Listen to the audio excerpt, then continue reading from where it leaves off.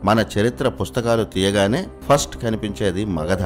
మగధ అనగానే చంద్రగుప్త మౌర్య, అశోక వీళ్ల చరిత్రలే కనిపిస్తాయి. కానీ కాలాలతో సహా పుస్తకాల్లో కనిపించే మౌర్య చరిత్రలో చాలా తప్పులు ఉన్నాయని పురాణాలు, కోట వెంకటాచలం గారు, ఎంవిఆర్ శాస్త్రి గారు ఇలాంటి చరిత్ర పరిశోధకుల రచనల్లో క్లియర్గా తెలుస్తోంది. మగధ అనగానే మౌర్యుడు, అశోకుడే కాదు, వారి కన్నా ముందు అంతకు మించిన చక్రవర్తులు పరిపాలించారు. మగధ రాత్రికి రాత్రి ఏర్పడిన నగరం కాదు. జరాసంధుడు, ప్రద్యోతుడు, శిశునాగుడు వీరంతా అభివృద్ధి చేసిన నగరమే చంద్రగుప్త మౌర్యుడి చేతిలోకి వెళ్లిన మగధ.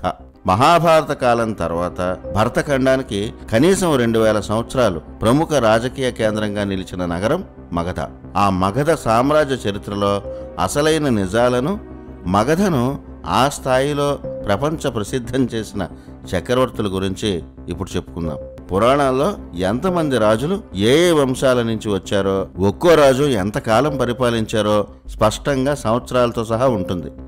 వాటి ఆధారంగా చరిత్రను ఒక ఆర్డర్లో పెట్టిన కోట వెంకటాచలం గారి పుస్తకాలు, మరికొన్ని చారిత్రక పరిశోధనా గ్రంథాల ఆధారంగా ఈ అనాలిసిస్లోని సంవత్సరాలను రాస్తున్నాం. నక్షత్ర గమనాలు, అంతరిక్ష కాల గణన, అలాగే వ్యాసుడు రచించిన మహాభారత ఇతిహాసం ప్రకారం మహాభారత యుద్ధం 3138 BCEలో జరిగింది. BCE అంటే బిఫోర్ కామన్ ఎరా లేదా సామాన్య శకానికి పూర్వం అని అర్థం. అంటే ఇప్పటికీ మహాభారత యుద్ధం జరిగి 5163 సంవత్సరాలు అయింది. అప్పటికి భరతఖండానికి ప్రధాన కేంద్రం హస్తినాపురం. పాండవులు ఇంద్రప్రస్థాన్ని నిర్మించారు. అదే ఇప్పటి ఢిల్లీ. ఇంద్రప్రస్థం కూడా హస్తినతో సమానంగా ప్రఖ్యాతి చెందింది. అలాగే అటు బృహద్రథ వంశంలో జరాసంధుడు అభివృద్ధి చేసిన నగరమే మగధ. హస్తినాపురం, ఇంద్రప్రస్థంతో పాటు మగధ కూడా ఆనాడు శక్తివంతమైన రాజ్యమే. అప్పటి మగధ రాజధాని గిరివ్రజం. ఆ నగరాన్ని నిర్మించినది జరాసంధుడు. జరాసంధుడిని భీముడు సంహరించిన తర్వాత అతని కుమారుడైన సహదేవుడికి శ్రీకృష్ణుడే స్వయంగా పట్టాభిషేకం చేశాడని మహాభారతంలో ఉంటుంది. అలా మహాభారత యుద్ధం పూర్తయ్యే వరకు కూడా మగధను పాలించింది జరాసంధుడి కుమారుడు సహదేవుడు. కురుక్షేత్ర యుద్ధంలో పాండవులు గెలిచారు. అయితే కర్ణుడు తమ అన్నే అని తెలిసి అతని మరణానికి ధర్మరాజు చాలా బాధపడ్డాడు. అందుకే కర్ణుడి కుటుంబంలో మిగిలిన ఏకైక వారసుడు వృషకేతుకి ఇంద్రప్రస్థ చక్రవర్తిగా ధర్మరాజే పట్టాభిషేకం చేశాడు. మహాభారత యుద్ధం జరిగిన 36 ఏళ్లకు అంటే 3102 BCEలో శ్రీకృష్ణుడి అవతార సమాప్తి, అలాగే ద్వారక మునిగిపోవడంతో అలనాటి అరుదైన సాగర నగరం ద్వారక చరిత్ర కాలగర్భంలో కలిసిపోయింది. శ్రీకృష్ణుడి నిర్యాణాన్ని భరించలేని పాండవులు కూడా స్వర్గారోహణ చేస్తూ తనువులు చాలించారు. కలియుగం ప్రారంభమైన 3102 BCE కాలంలో అభిమన్యుడి కుమారుడు పరీక్షిత్తు హస్తినాపురాన్ని పాలించాడు.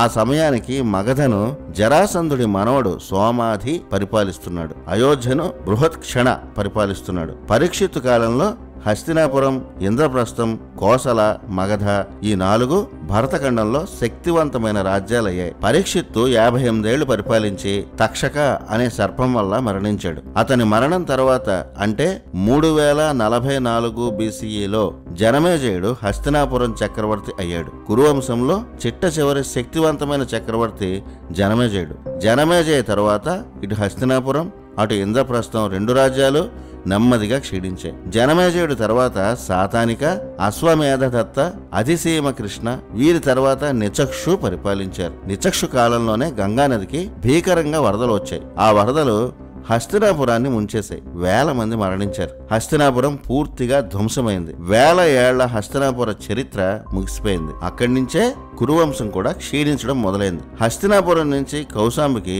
రాజధానిని మార్చాడు నిచక్షు. ప్రస్తుతం హస్తినాపురం ఒక చిన్న ఊరుగా మిగిలింది. కురువంశ సంరక్షణలోనే ఉన్న ఇంద్రప్రస్థం, కోసల రాజ్యాలు కూడా బలహీనపడ్డాయి. జనమేజయ తర్వాత కురువంశంలో 26 మంది రాజులు పరిపాలించారు. కానీ వారెవరూ చెప్పుకోదగ్గ చక్రవర్తులు కాదు. కురువంశంలో చిట్ట చివరి చక్రవర్తి క్షేమక 1634 BCEలో అతను పాలించాడు. అక్కడితో మహాభారతంలో చక్రం తిప్పిన కురువంశం పూర్తిగా కనుమరుగైంది. నిచక్షు సమయంలోనే హస్తినాపురం, ఇంద్రప్రస్థం పూర్తిగా క్షీణదశకు చేరుకున్నాయి. ఆ సమయానికి మగధలో బృహద్రథ వంశం అంటే జరాసంధుడి వంశం పరిపాలిస్తోంది. మగధ కూడా విస్తరిస్తోంది. అప్పటి మగధ రాజధాని గిరివ్రజ. హస్తినాపురం పతనమైన కాలం 2132 BCE.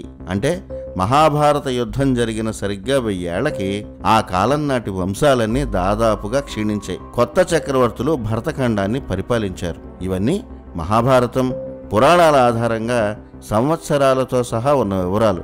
కలియుగ రాజవంశాల చరిత్ర పూర్తిగా మొదలైన కాలం 2132 BCE. అంతవరకు భరతఖండాన్ని పరిపాలించిన వంశాలు కురు, బృహద్రథ వంశాలే. 2132 BCE నాటికి మగధ శక్తివంతమైన రాజ్యంగా నిలిచింది. ఆ కాలానికి మగధను పరిపాలిస్తున్నది జరాసంధుడి వంశానికి చెందిన రిపుంజయ. ఇతనే బృహద్రథ వంశంలో అంటే జరాసంధుడి వంశంలో చివరి రాజు. రిపుంజయకు ప్రధానమంత్రిగా మునిక అనే గొప్ప మేధావి పనిచేస్తున్నాడు. ఇతని పేరు కొన్ని పురాణాల్లో సునక అని కూడా ఉంటుంది. ఇద్దరు ఒకరే. ఆ మునిక కుమారుడు ప్రద్యోత. ఈ రిపుంజయ పాలనలో ప్రజలు నానా కష్టాలు పడ్డారని పురాణాలు చెప్తున్నాయి. ప్రజల్లో అసంతృప్తి ఉంది. తిరుగుబాట్లు కూడా పెరిగాయి. ప్రజా వ్యతిరేకత సమయంలోనే మహామంత్రి మునిక సైన్యం సహకారంతో రిపుంజయపై దాడి చేసి సంహరించాడు. తన కుమారుడు అయిన ప్రద్యోతను మగధ సింహాసనంపై మునిక కూర్చోబెట్టాడు. అలా మహాభారత వంశాల తర్వాత ప్రద్యోత వంశం మొట్టమొదటిసారిగా భరతఖండాన్ని పరిపాలించింది. ఈ చరిత్ర అంతా మత్స్యపురాణం, బ్రహ్మాండ పురాణాల్లో పేర్లు కాలాలతో సహా స్పష్టంగా ఉంది. చాణక్యుడిలాగే మునిక కూడా గొప్ప మేధావి. అతను ఉత్తర భారతంలో మరో చక్రవర్తి లేకుండా తన కుమారుడైన ప్రద్యోత మాత్రమే చక్రవర్తిగా ఉండేలా యుద్ధాలు, రాజకీయాలు చేయించాడు. అందరి రాజులు ప్రద్యోతకు సామంతులయ్యారు. అలా చంద్రగుప్త మౌర్య కన్నా ముందు మగధ విస్తరణకు అసలైన పునాది వేసిన వారు మహామంత్రి మునిక, అతని కుమారుడు ప్రద్యోతలే. వారు వేసిన పునాదులపైనే మగధ ఉత్తర భారతం అంతా విస్తరించింది. ఈ ప్రద్యోత వంశం గురించి ఇంటర్నెట్లో సెర్చ్ చేస్తే 500 BCE అని వస్తుంది. అది శుద్ధ తప్పు. అందుకు ఎలాంటి ఆధారాలు లేవు. కానీ మత్స్య, వాయు, విష్ణు పురాణాల్లో ఈ ప్రద్యోత వంశం గురించి రాజుల పేర్లతో, కాలాలతో సహా పూర్తి వివరాలు ఉన్నాయి. ప్రద్యోత వంశంలో 5 చక్రవర్తులు 2132 BCE నుంచి 1994 BCE వరకు అంటే 138 ఏళ్ల పాటు మగధను పరిపాలించారు. ప్రద్యోత వంశంలో పాలించిన ఆ చక్రవర్తులు ప్రద్యోత, పాలక, విశాఖయూప, జనక, నందివర్ధన. ఈ 5 బృహద్రథ వంశీకుల తర్వాత మగధను పాలించిన చక్రవర్తులు. మహాభారత వంశాలతో సంబంధం లేని వంశం ఈ ప్రద్యోత వంశం. ఈ ప్రద్యోత వంశంలో చివరి చక్రవర్తి నందివర్ధన. అప్పటికి కాశీ రాజ్యాన్ని శిశునాగుడు పరిపాలిస్తున్నాడు. అలాగే మగధ చక్రవర్తి నందివర్ధన చేసే యుద్ధాలకు శిశునాగుడు సైన్య సహకారం చేసేవాడు. యుద్ధ విద్యల్లో ఆరితేరిన శిశునాగుడు సమయం చూసుకుని 1994 BCEలో ప్రద్యోత వంశాన్ని పూర్తిగా నిర్మూలించాడు. ప్రద్యోత వంశంలో చివరి రాజు నందివర్ధనను కూలదోసి శిశునాగుడు మగధకు చక్రవర్తి అయ్యాడు. ఇతని కాలంలోనే మగధ రాజధాని గిరివ్రజం చాలా అభివృద్ధి చెందింది. చరిత్రను మలుపు తిప్పిన వంశం శిశునాగ వంశం. ఈ శిశునాగ వంశంలో 10 మంది శక్తివంతమైన చక్రవర్తులు 1994 BCE నుంచి 1634 BCE వరకు అంటే 360 సంవత్సరాల పాటు సుదీర్ఘంగా మగధను పాలించడమే కాదు, రాజ్యాన్ని అత్యంత శక్తివంతంగా మార్చారు. శిశునాగ వంశంలో అతని తర్వాత పాలించిన రాజుల పేర్లను మత్స్య, వాయు, విష్ణు, బ్రహ్మాండ పురాణాలు పేర్లు, కాలాలతో సహా స్పష్టంగా వివరించాయి. శిశునాగ తర్వాత పాలించిన రాజులు వీరే: కాకవర్ణ, క్షేమధర్మ, క్షేత్రౌజస్, విదిశర లేదా బింబిసార, అజాతశత్రు, దర్భక, ఉదయన, నందివర్ధన, మహానంది. ఈ 9 మంది శిశునాగుడి తర్వాత పరిపాలించిన అత్యంత శక్తివంతమైన చక్రవర్తులు. వీరిలో శిశునాగ తర్వాత ప్రఖ్యాతి చెందిన చక్రవర్తులు బింబిసార, అజాతశత్రు. ఈ బింబిసార, అజాతశత్రు గురించి చరిత్రలో ఎన్నో తప్పులు రాశారు. బౌద్ధులకు తమ మత విస్తరణకు చక్రవర్తుల ప్రాపకం అవసరమైంది. అలా వారు రాసిన చారిత్రక గ్రంథం మహావంశ. ఆ గ్రంథంలో ఉన్న విషయాలనే ఆధునిక చరిత్రకారులు కాపీ పేస్ట్ చేశారు. పురాణాల్లాగే బౌద్ధ గ్రంథాలు కూడా కథల రూపంలోనే ఉంటాయి. మన పురాణాలు పుక్కిట పురాణాలైతే బౌద్ధులు రాసిన మహావంశ కూడా పురాణంలాగే ఉంటుంది. మరి మన చరిత్రకారులు ఇంకో అడుగు ముందుకేసి బింబిసార, అజాతశత్రు ఇద్దరిని హర్యంక వంశం చక్రవర్తులుగా చెప్పడం బిగ్ మిస్టేక్ అని పురాణాల్లో ఉన్న చరిత్ర చూస్తే అర్థమవుతుంది. వీరిద్దరూ శిశునాగ వంశీకులు అని స్పష్టంగా చెప్పే ఆధారాలు, శ్లోకాలు ఉన్నాయి. శిశునాగుడు మగధని 1995 నుంచి 1954 BCE వరకు 40 ఏళ్లు పరిపాలించాడు. అతని తర్వాత అతని వంశంలో 5వ చక్రవర్తి బింబిసార. పురాణాల్లో ఇతని పేరు విదిసార. ఇతను శిశునాగ వంశంలో చక్రవర్తి అయిన క్షేత్రౌజస కుమారుడు. గూగుల్లో సెర్చ్ చేస్తే బింబిసారుడు కాలం 558 BCEగా ఉంటుంది. అలాగే హర్యంక వంశం అని కూడా ఉంటుంది. రెండూ తప్పే. అతని కాలాన్ని ఏకంగా 1300 ఏళ్లు ముందుకు జరిపేశారు. బింబిసారుడు 1852 నుంచి 1814 BCE వరకు 38 ఏళ్లు మగధను పరిపాలించాడు. ఇతను గౌతమ బుద్ధుని సమకాలికుడు. గౌతమ బుద్ధుడి కన్నా బింబిసారుడు 5 ఏళ్లు చిన్న అని బౌద్ధ గ్రంథాల్లోనే ఉంటుంది. బుద్ధుడి కాలాన్ని బౌద్ధులే తప్పుగా రాసుకున్నారు. ఎంతో మంది చరిత్ర పరిశోధకులు బుద్ధుడి కాలాన్ని, బింబిసారుడి కాలాన్ని ఎంతో పరిశోధన చేశారు. ఆ వివరాల ప్రకారం బింబిసార తండ్రి క్షేత్రౌజ కాలంలో క్షామజిత్తు అనే చక్రవర్తి కూడా పరిపాలిస్తూ ఉండేవాడు. అతని కాలంలోనే సూర్యవంశ చక్రవర్తి శుద్ధోదనుడు కూడా పరిపాలిస్తున్నాడు. 1887 BCEలో గౌతమ బుద్ధుడు శుద్ధోదనుడికి జన్మించాడు. శ్రీరాముడి వంశంలో అంటే సూర్యవంశంలో అయోధ్యను పాలించిన చివరి రాజు సుమిత్ర. ఈ సుమిత్రకు 7వ తరం రాజు శుద్ధోదనుడు అంటే గౌతమ బుద్ధుడు సూర్యవంశీకుడు. ఆ శుద్ధోదనుడు కుమారుడే సిద్ధార్థుడు. ఆ తర్వాత గౌతమ బుద్ధుడు అయ్యాడు. ఇంత క్లియర్ గా పురాణాల్లో సూర్యవంశం గురించి ఉంది. చరిత్ర పుస్తకాల్లో బుద్ధుడి జననం 563 BCE అని ఉంటుంది. దీనికి కూడా ఎలాంటి చారిత్రక ప్రామాణిక ఆధారాలను మోడర్న్ హిస్టోరియన్స్ చూపించలేదు. బింబిసారుడు మగధను పరిపాలిస్తున్న కాలంలో అంటే 1858 BCEలో బుద్ధుడు సన్యాసం స్వీకరించాడు. బింబిసారుడు కుమారుడు అజాతశత్రు. అతను మగధను పరిపాలిస్తున్న కాలంలో అంటే 1807 BCEలో గౌతమ బుద్ధుడు నిర్యాణం చెందాడు. ఇవి ఎంతో మంది చరిత్రకారుల పరిశోధనలు, అంతరిక్ష కాల గణనాల ప్రకారం గౌతమ బుద్ధుడి అసలు కాలాలు. బింబిసారుడు మగధ రాజధాని నగరాన్ని విస్తరించాడు. అతను నిర్మించిన నూతన నగరమే రాజగృహం. బింబిసార కుమారుడు అజాతశత్రు. యుధిష్ఠిరుడికి అజాతశత్రు అనే పేరు ఉండేది. అంటే శత్రువులు లేనివాడు లేదా ఏ శత్రువు అతనిని గెలవలేడు అని అర్థం. ఆ పేరునే బింబిసారుడు తన కుమారుడికి పెట్టుకున్నాడు. అంటే బింబిసారుడు కాలానికి ఇంకా మహాభారత కాలం నాటి వైదిక ధర్మమే వైభవంగా వెలుగుతోందని ఈ అజాతశత్రు అనే పేరు ద్వారా స్పష్టంగా తెలుస్తోంది. కానీ బౌద్ధాన్ని ఆచరించిన అజాతశత్రు మాత్రం కన్న తండ్రి అని చూడకుండా రాజ్యం కోసం బింబిసారును బంధించాడు. ఆ రోజుల్లో ఇలాంటి రాజకీయ కుట్రలు చాలానే జరిగాయి. అజాతశత్రు 1814 నుంచి 1787 BCE వరకు అంటే 27 ఏళ్ల పాటు మగధను పరిపాలించాడు. పాటలీపుత్ర నగరాన్ని అద్భుతంగా తీర్చిదిద్దినది ఈ అజాతశత్రు. బుద్ధుడిని కలిసి బౌద్ధాన్ని స్వీకరించాడు. బుద్ధుడు నిర్యాణం చెందినది ఈ అజాతశత్రు కాలంలోనే.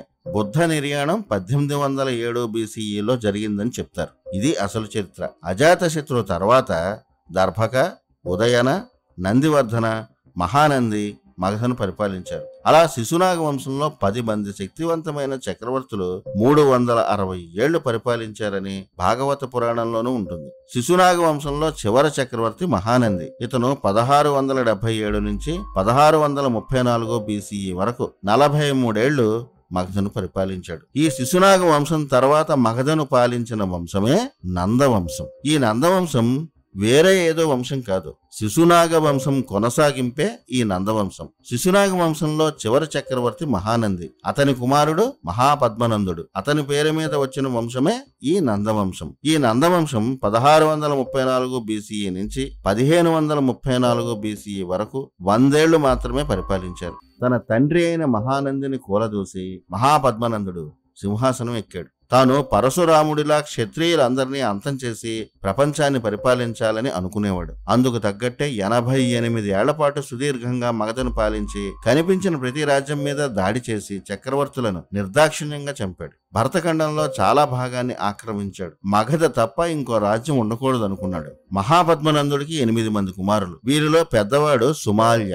మహాపద్మనందుడి తర్వాత ఈ 8 మంది కలిసి సంవత్సరానికి ఒకరు చొప్పున మగధను పరిపాలించారు. మహాపద్మనందుడు ఈ 8 మంది నందులను కలిపి నవనందులు అనేవారు. వీరి సమయంలో మగధలో అరాచకాలు చాలా ఎక్కువయ్యాయి. ఎన్నో దారుణాలు జరిగాయి. ప్రజలు నానా బాధలు పడ్డారు. వీరికి పాలన చేత కాలేదు. వీరి కాలంలోనే చాణక్యుడు అతని తండ్రి నందులకు మహామంత్రులుగా ఉండేవారు. ఆ కాలంలోనే చాణక్యుడికి ఘోర అవమానం జరిగింది. ఆ తర్వాత చంద్రగుప్త మౌర్య అనే ఒక కొత్త చరిత్ర జన్మించింది. ఇప్పటి వరకు చూసుకుంటే మహాభారత కాలం నుంచి మౌర్య సామ్రాజ్యానికి ముందు వరకు కురువంశం, బృహద్రథ వంశం, ప్రద్యోత వంశం, శిశునాగ వంశం, నందవంశాలు మగధ కేంద్రంగా ఉత్తర భారతం నుంచి ఇప్పటి ఆఫ్ఘనిస్తాన్ వరకు శక్తివంతంగా పరిపాలించారు. వీరంతా 3102 బీసీఈ నుంచి 1534 బీసీఈ వరకు 1568 ఏళ్లు భరతఖండాన్ని పరిపాలించారు. లెక్కలన్నీ ఇంత క్లియర్గా ఉన్నప్పుడు మౌర్య సామ్రాజ్యం 2 బీసీఏ అని ఎలా చెప్తారు? అందుకు ఆధారాలు ఏమీ లేవు. 2 బీసీఏకి 1500 ఏళ్ల ముందే మౌర్య సామ్రాజ్యం ప్రపంచానికి ఒక బలమైన దేశం ఎలా ఉంటుందో చూపించింది. మన దేశానికి ఇంత ప్రాచీన చరిత్ర ఉందని ముందర తరాలకు తెలియకుండా చేసేందుకు ఆనాటి చరిత్రకారులు తప్పుడు చరిత్రను రాశారన్నదే ప్రస్తుత చరిత్ర పరిశోధకుల ఆవేదన. భారత చరిత్రలో అత్యంత ముఖ్యమైనది మౌర్యుల కాలం. ఈ కాలంలో చరిత్రలో ఎన్నో మార్పులు జరిగాయి. మౌర్యుల కాలాన్ని పుస్తకాల్లో తప్పుగా చూపిస్తున్నారని మన దేశంలోనే కాదు, ప్రపంచవ్యాప్తంగా ఉన్న చరిత్రకారుల్లో చాలా మంది తమ పరిశోధనల్లో చెప్పారు. అసలు మౌర్యులు ఎవరు, చాణక్యుడు ఎవరు, అసలు ఆ చరిత్ర ఏమిటో ఇప్పుడు తెలుసుకుందాం. ముఖ్యంగా మౌర్యుల చరిత్రకు అసలైన పునాది వేసింది చాణక్యుడు. దేశ చరిత్రనే మార్చేశాడు చాణక్యుడు. కానీ ఈ చాణక్యుడే లేడని, అదో కల్పిత పాత్ర అని ఇప్పటికీ అనే అజ్ఞానులు చాలా మందే ఉన్నారు. చాణక్యుడు రాసిన అర్థశాస్త్రానికి కౌటిల్యం అనే పేరు పెట్టుకున్నాడు ఆయన.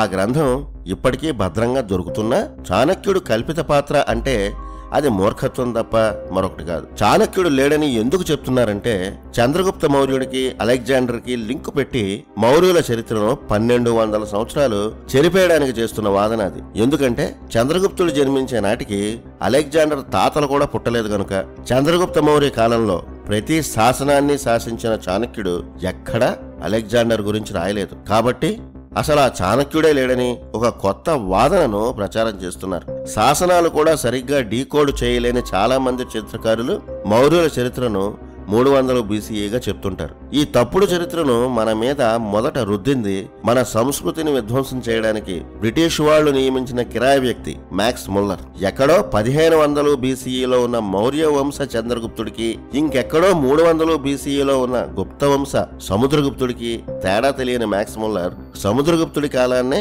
చంద్రగుప్త మౌర్యుడికి అంటగట్టాడు. ఆ తర్వాత మన సోకాల్డ్ చరిత్రకారులు కూడా ఆ పాటే పాడారు. నిజానికి సముద్రగుప్తుడి కాలంలో అలెగ్జాండర్ వచ్చాడు. అతను సింధు నది కూడా దాటలేకపోయాడు. అక్కడి పురుషోత్తమ చక్రవర్తి సైన్యాన్ని చూసే భయపడి వెనక్కి వెళ్లిపోయాడు. భరతఖండం నుంచి పిడికెడు మట్టి కూడా తీసుకెళ్లలేక చివరికి ఆ మట్టిలోనే అలెగ్జాండర్ కలిసిపోయాడు. ఎక్కడైనా గ్రేటేమో గాని మన చక్రవర్తుల ముందు ఓడిపోయిన చక్రవర్తి అలెగ్జాండర్. అంతటి ఘన చరిత్ర ఉన్న మన దేశ చరిత్రను ఎంతో అవమానకరంగా రాశారు కొందరు సోకాల్డ్ చరిత్రకారులు.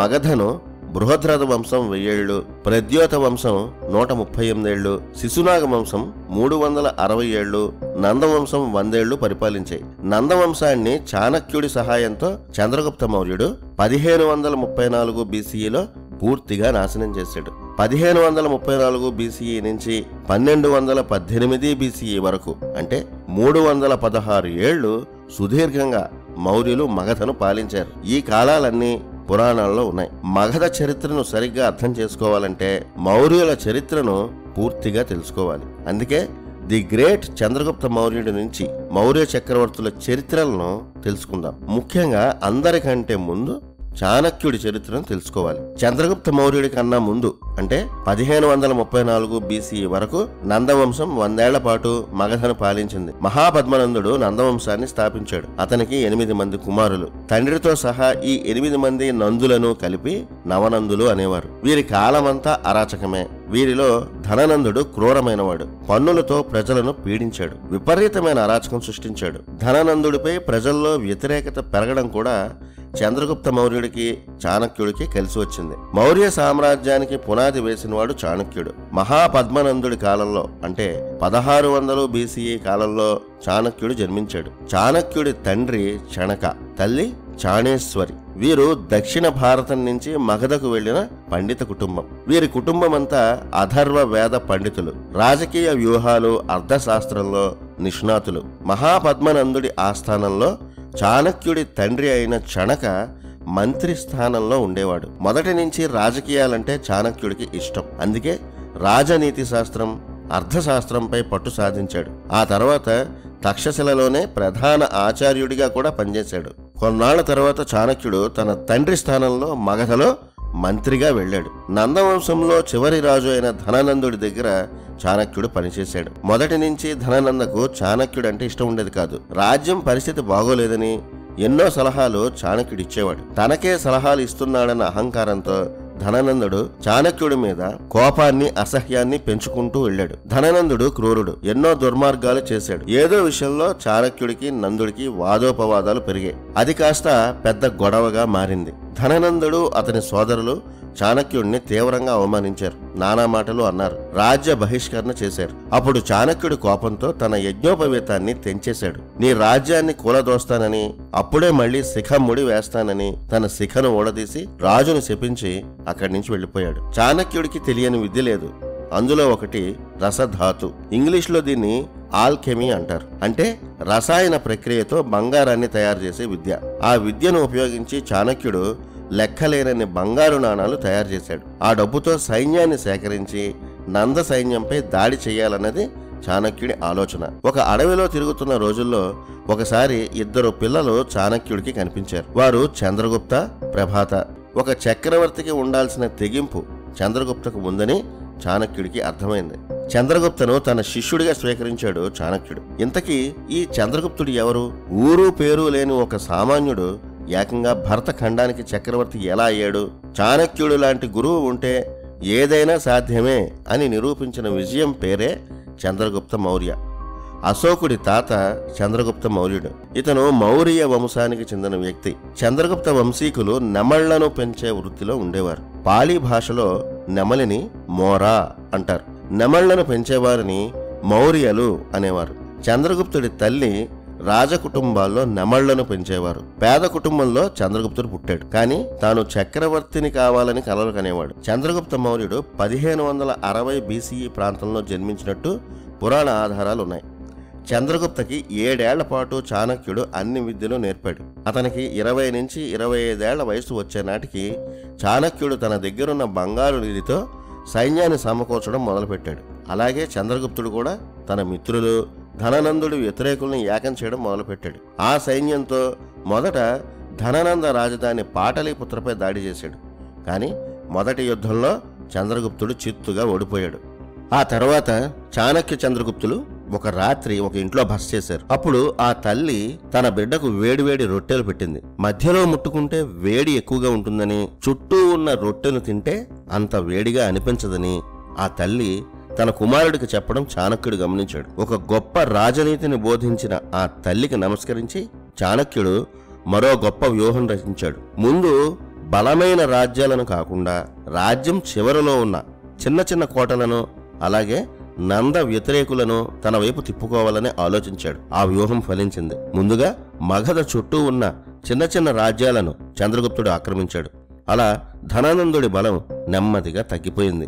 చాణక్య చంద్రగుప్తులను నమ్మిన రాజ్యాలన్నీ నందులపై దాడి చేసే ధననందుడు చిత్తుగా ఓడిపోయాడు. తనను తీవ్రంగా అవమానించిన ధననందుడిని స్వయానా చాణక్యుడే సంహరించాడని అంటారు. 1534 BCEలో చంద్రగుప్త మౌర్యుడు మగధ సింహాసనంపై చక్రవర్తిగా పట్టాభిషిక్తుడయ్యాడు. నంద వంశాన్ని కూల్చిన తర్వాతే శిఖ ముడి వేస్తానని ప్రతిజ్ఞ చేసిన చాణక్యుడు చంద్రగుప్త పట్టాభిషేకం తర్వాతే మళ్లీ యజ్ఞోపవేతం ధరించి శిఖముడి వేశాడు. అంతవరకు కత్తి పట్టుకుని క్షత్రియుళ్లాగే జీవించాడు. చంద్రగుప్తుడితో పాటు యుద్ధాలు కూడా చేశాడు. అంతటి వీరుడు, పండితుడు చాణక్యుడు. చంద్రగుప్తుడిని చాణక్యుడు తన జీవితాంతం కాపాడుతూ రాజ్యాన్ని విస్తరించాడు. చంద్రగుప్త తన భుజ బలంతో, చాణక్యుడు తన బుద్ధి బలంతో భరతఖండానికి ఒక స్వరూపాన్ని, ఒక వ్యవస్థీకృత పాలనను తీసుకొచ్చారు. చంద్రగుప్త మౌర్యుడి కాలంలో కూడా మగధకు పాటలీపుత్రమే రాజధాని. సామ్రాజ్యాన్ని అటు సింధు నది వరకు, ఇటు బంగాళాఖాతం వరకు, అంటే దాదాపు భరతఖండమంతా మౌర్యుల పాలనలోనే ఉండేలా చాణక్యుడు చూశాడు. చంద్రగుప్తకు ప్రధానమంత్రిగా చాణక్యుడు 25 ఏళ్లున్నాడు. చంద్రగుప్తకు ఎదురు తిరిగిన ఏ రాజుని చాణక్యుడు వదలలేదు. అందరినీ నిర్దాక్షిణ్యంగా సంహరించాడు. అదే అతని రాజనీతి. రాజు బలంగా ఉంటేనే రాజ్యం బలంగా ఉంటుందనేవాడు. తిరుగుబాటుదారులే లేకుండా చేశాడు చాణక్యుడు. ధనిక వర్తకులతో వ్యాపారాలకి పెట్టుబడులు పెట్టించి ఆ రోజుల్లోనే కార్పొరేట్ వ్యవస్థను మొదలుపెట్టాడు చాణక్యుడు. తన అనుభవాలతోనే చాణక్యుడు అర్థశాస్త్రం, నీతి శాస్త్రం రచించాడు. అర్థశాస్త్రం గ్రంథాల్లో విషయాలు ఈ రోజులకు కూడా సరిపోతాయి. అందులో చాలా విషయాలు చాలా కఠినంగానే ఉంటాయి. ఇస్లామిక్ దండయాత్రలకు ముందు వరకు దేశంలో ఉన్న అన్ని రాజ్యాల్లో చాణక్య అర్థశాస్త్ర ప్రభావం చాలా ఎక్కువగా ఉండేది. 1534 నుంచి 1500 BCE వరకు, అంటే 34 ఏళ్ల పాటు చంద్రగుప్త మౌర్యుడు అత్యంత శక్తివంతంగా భరతఖండాన్ని పరిపాలించాడు. చంద్రగుప్త మౌర్య విదేశాలతో వ్యాపారాలు, రాజకీయాలు నడిపాడు. అతనికి ఎంతో మంది భార్యలు ఉండేవారు. వారిలో పట్టపురాణి దుర్ధర, ఆమె కుమారుడే బిందుసారుడు. చంద్రగుప్త తర్వాత అతని కుమారుడు బిందుసారుడు మౌర్య సామ్రాజ్యాన్ని పాలించాడు. ఆ బిందుసారుడు కుమారుడే అశోకుడు. పురాణాల ప్రకారం బిందుసార అసలు పేరు భద్రసార. బౌద్ధ గ్రంథాల్లో ఇతని పేరు బిందుసారగా ఉంటుంది. చాలా మంది బిందుసార, బింబిసార ఒకరే అనుకుంటారు. కానీ బింబిసార మౌర్యుల కంటే ముందరివాడు. పురాణాలు, మన భారతీయ చరిత్ర పరిశోధకులు, అలాగే కోట వెంకటాచలం గారి కలియుగ రాజవంశాల చరిత్ర పుస్తకాల ప్రకారం చంద్రగుప్త మౌర్య పరిపాలనా కాలం 1534 BCE నుంచి 1500 BCE, అంటే 34 ఏళ్లు పరిపాలించాడు. చంద్రగుప్తుడు సింహాసనం అధిష్ఠించిన సరిగ్గా సంవత్సరానికి, అంటే 1533 BCEలో బిందుసారుడు జన్మించాడు. అతని జననమే ఒక మిస్టీరియస్ స్టోరీ. చంద్రగుప్తుడు చక్రవర్తి అయ్యాక అతనికి శత్రువులు పెరిగారు. ఆ శత్రువుల గూఢచారుల్లో కొందరు చంద్రగుప్త మౌర్య అంతఃపురం, అతని భవనాల్లోనే ఉండేవారు. ఈ విషయం చాణక్యుడికి తెలిసింది. విషప్రయోగం ద్వారా చంద్రగుప్తుడిని చంపేందుకు చాలా ప్రయత్నాలు జరిగాయి. కానీ వాటన్నిటినీ చాణక్యుడు భగ్నం చేశాడు. ఎంత భయంకరమైన సర్పం కాటేసినా, ఎలాంటి విషప్రయోగం జరిగినా చంద్రగుప్తుడికి ఏమీ కాకుండా ఉండేందుకు చాణక్యుడు ఒక పథకం ఆలోచించాడు. చంద్రగుప్తుడికి తెలియకుండా అతను తినే ఆహారంలో చాలా తక్కువ మోతాదులో విషాన్ని విరిచే మరో విషాన్ని కలిపేవాడు. ఆ విషయం చంద్రగుప్తకు కూడా తెలియదు. రోజు చంద్రగుప్తుడు ఆ ఆహారాన్ని తినేవాడు. శత్రువులు ప్రయోగించే ఎలాంటి విషాన్నైనా తట్టుకునేలా చంద్రగుప్తుడిని తయారు చేశాడు చాణక్యుడు. ఒకరోజు చంద్రగుప్తుడి ఆహారాన్ని అతని భార్య దుర్ధర భుజించింది. అప్పటికి ఆమె నిండు గర్భిణి. ఒక్కసారిగా విషాహారం తినేసరికి ఆమెకు మైకం వచ్చి పడిపోయింది. వెంటనే చాణక్యుడు రాణి దగ్గరికి వెళ్ళాడు. గర్భంలో ఉన్న శిశువుకి ఏమీ కాకూడదన్న ఉద్దేశంతో దుర్ధర గర్భాశయాన్ని కోసి బిడ్డను చాణక్యుడు బతికించాడు. కానీ దుర్ధర మరణించింది. అప్పటికే ఆ బిడ్డ నుదుటిపై ఒక విష బిందువు ఉంది.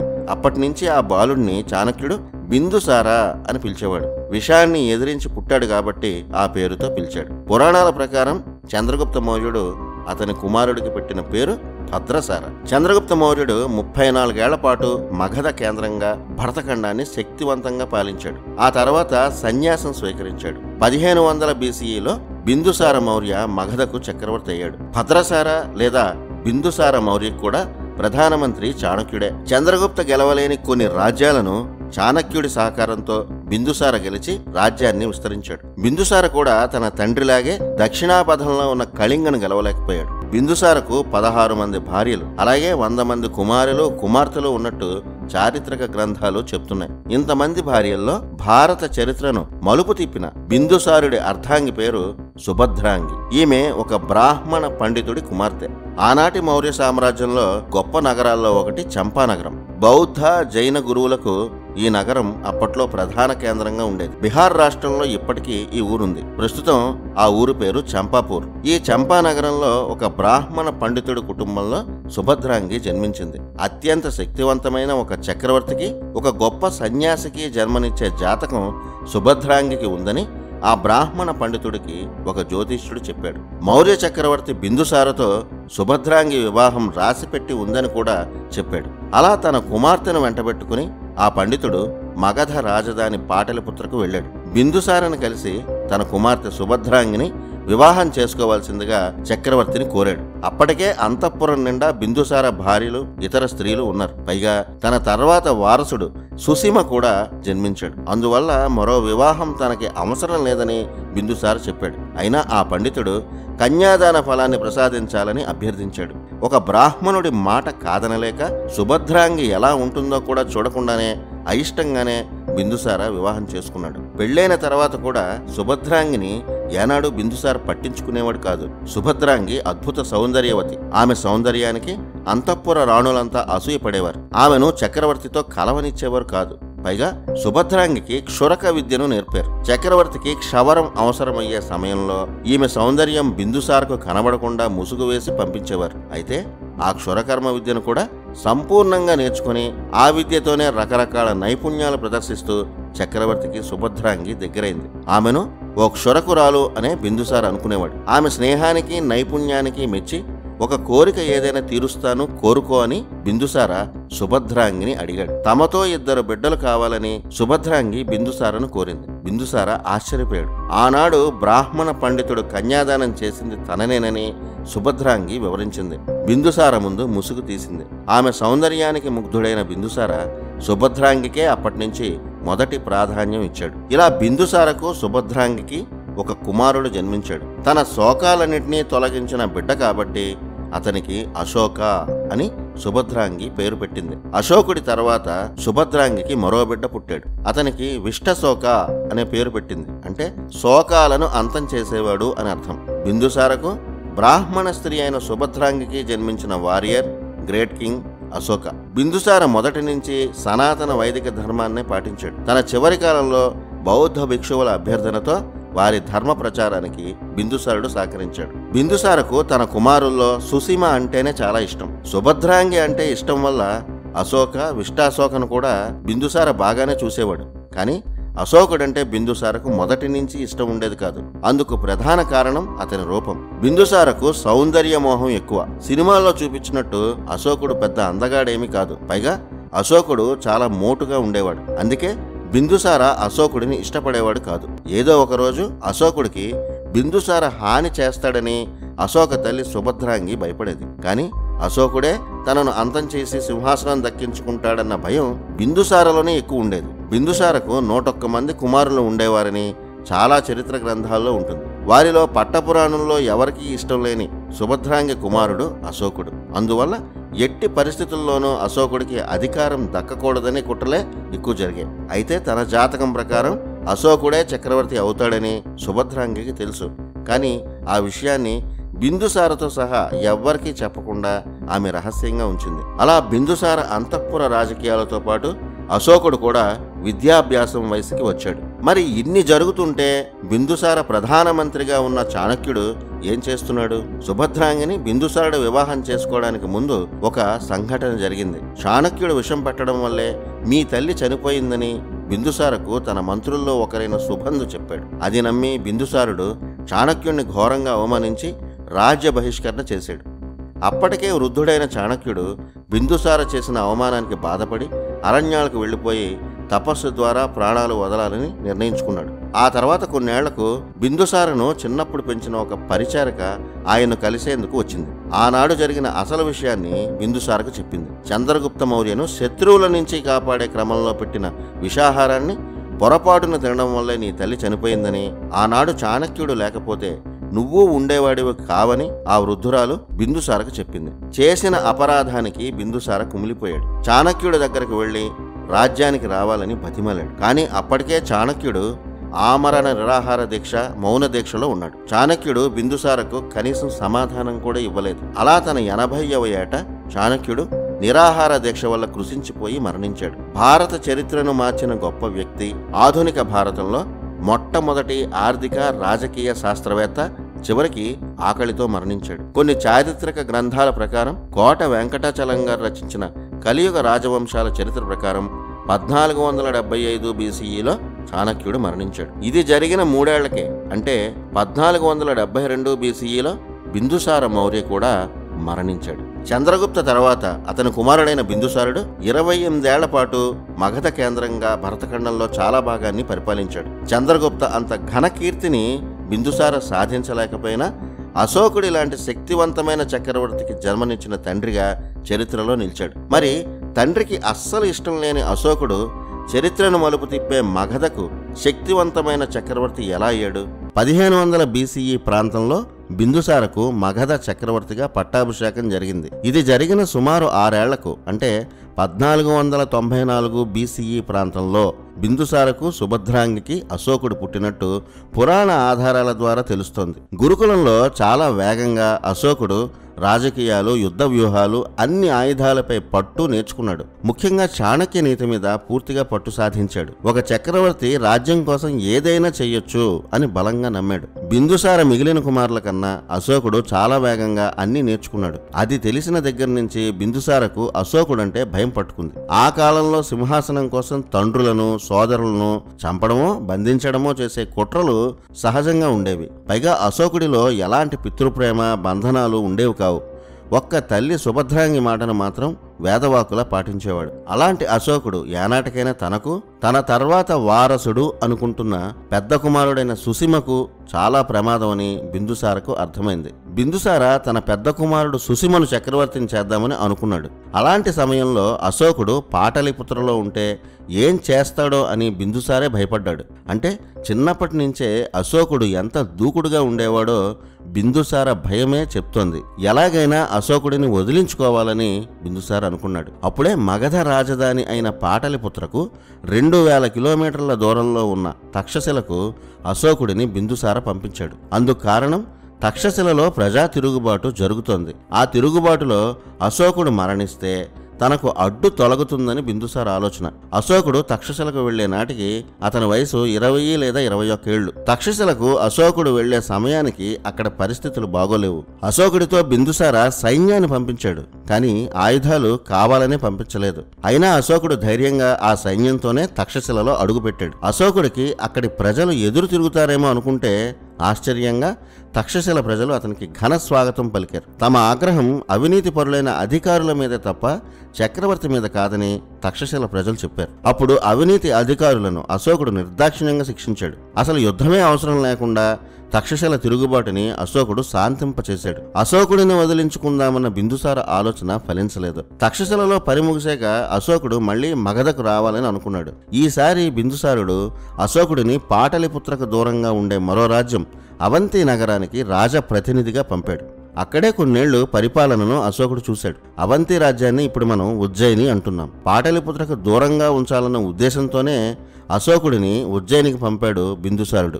ఉజ్జయినికి రాజప్రతినిధిగా అశోకుడు వెళ్తున్న సమయంలోనే అక్కడికి దగ్గరలో ఉన్న విదిశా నగరంలో బస చేశాడు. ఇది అశోకుడి జీవితంలో అతి ముఖ్యమైన ఘట్టం, చరిత్రను మార్చే ఘట్టం కూడా. విదిశా నగరంలో ధనవంతుడైన వైశ్యుడు దేవ అనే వ్యక్తి, ఆ దేవ అనే వ్యాపారి అశోకుడికి తన భవనంలో ఆతిథ్యం ఇచ్చాడు. ఆ దేవ అనే వ్యాపారి కుమార్తె గొప్ప సౌందర్యవతి. ఆమె పేరు వెదిశాదేవి. అలా ఒక వైశ్య యువతి అయిన వెదిశాదేవిని అశోకుడు ప్రేమించి వివాహం చేసుకున్నాడు. అప్పటికే వెదిశాదేవి బౌద్ధాన్ని స్వీకరించి బౌద్ధ మతాన్ని ఆచరిస్తోంది. అశోకుడితో కూడా బౌద్ధాన్ని వెదిశాదేవి స్వీకరింపచేసింది. అంటే అశోకుడు చక్రవర్తి కాకముందే బౌద్ధంలో ఉన్నాడు. అయితే బౌద్ధంలో ఉన్న అహింసా సిద్ధాంతంపై తన అభిప్రాయాలు వేరు అని వెదిశాదేవికి బౌద్ధ గురువులకు చెప్పినట్టు అశోకవదన గ్రంథంలో స్పష్టంగా ఉంది. ఈ ఒక్క ఆధారంతో కళింగ యుద్ధానికి ముందే అశోకుడు బౌద్ధంలో ఉన్నాడని ఖచ్చితంగా చెప్పొచ్చు. అప్పటికే తక్షశిల, ఉజ్జయినితో పాటు దారిలో ఉన్న రాజ్యాలన్నీ చూస్తూ వచ్చిన అశోకుడికి జైన, బౌద్ధ మతాల మధ్య ఉన్న గ్యాప్ను గమనించాడు. తన తాత అలాగే తండ్రి బౌద్ధం కన్నా జైనాన్ని ఎక్కువగా అభిమానించేవారు. చంద్రగుప్త మౌర్యుడు తన చివరి రోజులను జైన క్షేత్రమైన ఇప్పటి శ్రావణ బెళగులలో గడిపాడు. అందువల్ల రాజ్యంలో జైనులు, జైన సన్యాసులకు మంచి స్థానం ఉండేది. అశోకుడి కాలంలో బౌద్ధ మతానికి జీవన్మరణ సమస్య. జైనులంతా బిందుసార వైపు ఉండేవారు కనుక రాజ్యంలో వారి పట్టు ఉన్నంత వరకు అశోకుడు రాజు కాలేడు. అంటే తాను చక్రవర్తి అవ్వాలంటే మరో మతం తనను పూర్తిగా సమర్థించాలి. అలా బౌద్ధుల సహకారం అశోకుడికి కావాల్సి వచ్చింది. అందులో భాగంగా జరిగిన వ్యూహమే అశోకుడు విదిశాదేవుల వివాహం. చక్రవర్తి కావడానికి ముందే భార్య విదిశాదేవి సమక్షంలోనే అశోకుడు బౌద్ధాన్ని స్వీకరించినట్టు మనకి బౌద్ధ గ్రంథాల్లో కనిపిస్తుంది. అలాగే అప్పటికే బలహీన స్థితిలో ఉన్న బౌద్ధానికి ప్రాణం పోసే చక్రవర్తి కూడా బౌద్ధులకు కావాల్సి వచ్చింది. అలా అశోకుడు తమకు దేవుళ్లా కనిపించాడు. అందుకే బౌద్ధులు అశోకుడిని దేవానాం ప్రియ అని పిలుచుకునేవారు. ఈ వివరాలన్నీ అశోకవదన గ్రంథం చదివితే చాలా క్లియర్గా అర్థమవుతాయి. రాజప్రతినిధిగా ఉజ్జయినిలో ఉన్న సమయంలోనే అశోకుడికి విదిశదేవికి మహేంద్ర అనే కుమారుడు, సంఘమిత్ర అనే కుమార్తె జన్మించారు. ఆ తర్వాత కాలంలో వీరిద్దరినీ కూడా విదిశాదేవి బౌద్ధ భిక్షువులను చేసింది. అశోకుడి పట్టాభిషేకం తర్వాత విదిశాదేవి తన పిల్లలతో ఉజ్జయిని వచ్చేసింది. బౌద్ధ ప్రచారం చేసింది. బౌద్ధ స్తూపాలకు ప్రఖ్యాతిగాంచిన సాంచిలో కనిపుర స్తూపం ప్రసిద్ధి చెందింది. ఆ కనిపుర స్తూపాన్ని తన భార్య విదిశదేవి పేరు మీద అశోకుడు అభివృద్ధి చేశాడు. ఇప్పటికీ ఉజ్జయిని ప్రాంతంలో వైశ్య తెక్రిగా పేరు పొందిన ఈ శిథిల స్తూపాన్ని చూసేందుకు చాలామంది పర్యాటకులు వస్తుంటారు. ఇక్కడ అర్థం చేసుకోవాల్సింది ఒకటే, అశోకుడు మగధ చక్రవర్తి కాకముందే బౌద్ధంలో ఉన్నాడు. ఉజ్జయిని రాజప్రతినిధిగా కొన్నేళ్లు చేసిన అశోకుడు మగధ సింహాసనంపై కూర్చోవాలనుకున్నాడు. అప్పటికి బిందుసార తీవ్ర అనారోగ్యంతో ఉన్నాడు. ఇక ఎంతో కాలం బతికే పరిస్థితులు లేవు. ఆ విషయం అశోకుడికి తెలిసింది. ఉజ్జయినిలో ఉంటే మగధ సింహాసనం తనకు దక్కదని అశోకుడికి తెలుసు. ఎంత రక్తపాతం చిందించైనా సరే మగధను సొంతం చేసుకోవాలనే అశోకుడు అనుకున్నాడు. అశోకుడు పాటలిపుత్రలో అడుగు పెట్టే నాటికి రాజకీయాలు చాలా వేడి మీద ఉన్నాయి. అప్పటికే బిందుసార చేతకాని స్థితిలో ఉన్నాడు. ఎవరికి వారు అధికారం మీద కన్ను వేశారు. వారిలో మంత్రులు, సామంతులు మొత్తం 500 మంది ఉన్నారు. సరిగ్గా అదే సమయానికి అశోకుడు తాను తయారు చేసిన ఒక కర్కశమైన సైన్యంతో పాటలిపుత్రకు వచ్చాడు. అడ్డొచ్చిన వారిని నిర్దాక్షిణ్యంగా సంహరించాడు. మగధలో ఉన్న ఆ 500 మంది ప్రధానమైన అధికారులు అశోకుడికి మద్దతుగా నిలవాల్సి వచ్చింది. నిస్సహాయ స్థితిలో ఉన్న బిందుసార కూడా అశోకుడిని చక్రవర్తిగా ఆమోదించాల్సి వచ్చింది. అశోకుడు సింహాసనం అధిష్ఠించిన రోజే బిందుసార మరణించాడు. 1472 BCEలో బిందుసార మరణించాడు. అదే ఏడాది అశోకుడు అప్పటికి ప్రపంచంలోనే అత్యంత శక్తివంతమైన భరతఖండానికి చక్రవర్తి అయ్యాడు. తన సింహాసనాన్ని అశోకుడు ఆక్రమించాడన్న ఆగ్రహం బిందుసార పెద్ద కుమారుడైన సుసీమకు ఉంది. అతను సైన్యంతో తక్షశిల నుంచి వచ్చి అశోకుడి మీద దాడి చేశాడు. అతనితో పాటు బిందుసార మిగిలిన 100 మంది కుమారులు కూడా అశోకుడిని ఎదిరించారు. వారిలో ఒక్కరిని కూడా వదలకుండా అందరినీ అశోకుడు చంపించాడు. సుసీమను బతికి ఉండగానే నిప్పుల్లో తోసి అశోకుడు చంపించాడు. 99 మంది సోదరులను నిర్దాక్షిణ్యంగా సంహరించాడు. చక్రవర్తి అయిన తొలినాళ్లలో సింహాసనాన్ని కాపాడుకోవడానికి అశోకుడు సృష్టించిన నరమేధం మాటల్లో వర్ణించలేం.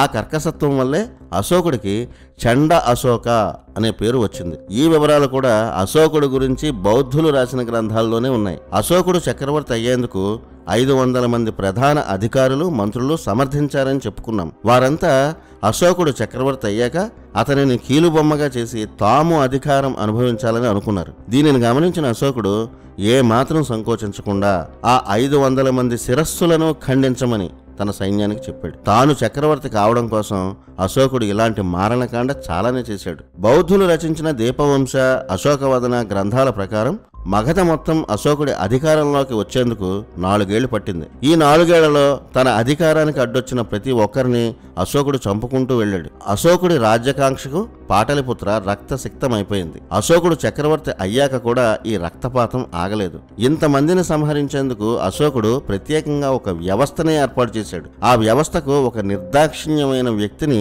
అశోకుడు నియమించాడు. అతని పేరు గిరిక. ఇతనికే ఉగ్రగిరిక, చండగిరిక అనే పేర్లున్నాయి. ఈ యువకుడు అత్యంత దారుణమైన వ్యక్తిగా చరిత్ర వర్ణించింది. మనుషులను చంపడం పాపమని, అలాంటి వృత్తి వద్దని చెప్పినందుకు ఆ గిరిక కన్న తల్లిదండ్రులనే చంపి మరీ అశోకుడి దగ్గరికి వచ్చాడట. అలాంటి దయాజాలి లేని ఉన్మాదిని అశోకుడు నియమించాడు. శిక్షలు వేసేందుకు కారాగారం ఎలా ఉండాలో ఒక డిజైన్ని అశోకుడు వేశాడు. శిక్షలు వేసే ఆ భవనం బయటకు చూసేందుకు చాలా అందంగా, ఆహ్లాదంగా, అద్భుతమైన రాజసం ఉట్టిపడేలా ఒక స్వర్గంలా కనిపించాలని అశోకుడు చెప్పాడు. కానీ లోపలకు అడుగు పెట్టగానే నరకం కనిపించేలా ఏర్పాట్లు ఉండాలన్నాడు. దీన్నే అశోకాస్ హెల్ అని చాలా మంది చరిత్రకారులు చెప్తుంటారు. అచ్చం గరుడ పురాణంలో వర్ణించే నరకాన్ని తలపించేలా దీన్ని నిర్మించారు. గరుడ పురాణంలో ఉన్నట్టే బౌద్ధంలోనూ నరకాల వర్ణన ఉంది. దీన్ని బుద్ధిస్ట్ హెల్ అంటారు. అందుకు తగ్గట్టే అశోక హెల్ నిర్మించబడిందని ఎన్నో చారిత్రక గ్రంథాలు వివరించాయి. ఇప్పటికీ ఆ ప్రత్యక్ష నరకమైన ఆ అశోక హెల్ అవశేషాలు పట్నాలో ఉన్నాయి. అశోక హెల్లో శిక్షలు చాలా దారుణంగా ఉండేవి. అందులో ఒక 150 అడుగుల బావి ఉండేది. అశోకుడు తన సోదరులను చంపి ఆ బావిలో పడేశాడని ఇప్పటికీ ఆ ప్రాంతంలో చెప్పుకుంటారు. అలాంటి కారాగారాన్ని నిర్మించి అశోకుడు చండగిరికకు అప్పగించాడు. ఇక అక్కడ జరిగిన నరమేధం లెక్కలేనిది. ఇంత రక్తపాతాన్ని సృష్టించి రకరకాల హింసలను కనిపెట్టి మరీ శిక్షలు వేసిన అశోకుడిలో ఎలాంటి పశ్చాత్తాపము లేదు. సొంత అన్నదమ్ములను చంపినా అశోకుడిలో ఎలాంటి బాధ లేదు. కన్న తండ్రి చనిపోయిన రోజే సింహాసనం మీద కూర్చున్నాడు అశోకుడు. అలాంటి అశోకుడికి రాజుల మధ్య రాజ్యాల కోసం సహజంగానే జరిగే ఒక కళింగ యుద్ధం వల్ల మార్పు వచ్చిందా?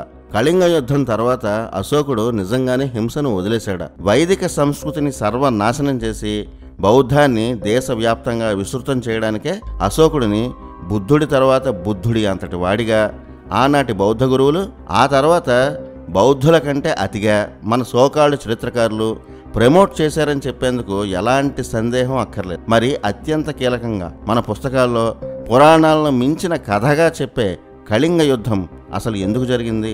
అప్పటికే తన భార్య వెదిసదేవి ప్రభావంతో బౌద్ధాన్ని అనుసరించిన అశోకుడు అసలు యుద్ధం ఎందుకు చేశాడు? బౌద్ధం ప్రకారం అహింసను పాటించాలి కదా. అశోకుడి తర్వాత మౌర్య సామ్రాజ్యం ఎందుకు పతనమైపోతూ వచ్చింది? ఈ వివరాలు ఈ స్టోరీలో చెప్పుకుందాం. కళింగ యుద్ధం జరిగిన కొంతకాలం తర్వాత అశోకుడు ఒక శాసనం వేయించాడు. ఆ శాసనం మధ్యప్రదేశ్లోని జబల్పూర్ దగ్గరలో ఉన్న రూపనాథ్ సమీపంలో కైమూర్ కొండ మీద ఉంది. ఈ శాసనం చాలా ప్రసిద్ధి చెందింది. ఈ శాసనాన్ని ట్రాన్స్లేట్ చేసింది ఎవరో కాదు, రొమిల్లా థాపర్. ఈవిడ గురించి కొంచెం చెప్పుకోవాలి.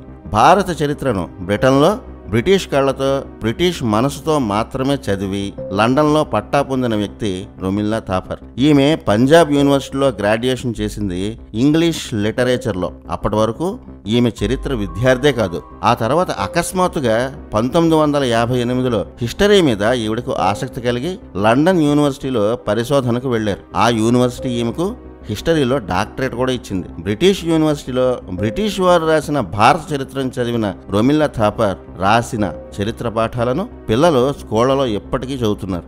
భారత చరిత్రలో అసలు భారతీయతే లేకుండా మొఘల్స్, బ్రిటిష్ చరిత్ర ఎక్కువ ఉండేలా చేసిన వాళ్లలో రొమిల్లా థాపర్ ఒకరు. రొమిల్లా థాపర్ ఎక్కువగా పనిచేసింది అశోకుడి శాసనాల మీదే. ఎందుకంటే అప్పటి ప్రభుత్వాలు భారత ప్రాచీన చరిత్రను అశోకుడి కోణంలో మాత్రమే ప్రమోట్ చేసే పనిలో ఉన్నాయి. ఆ పని మీద రొమిల్లా థాపర్ని నియమించారు. కళింగ యుద్ధం తర్వాత అశోకుడు మొదటి శాసనం వేశాడని ముందర చెప్పుకున్నాం కదా.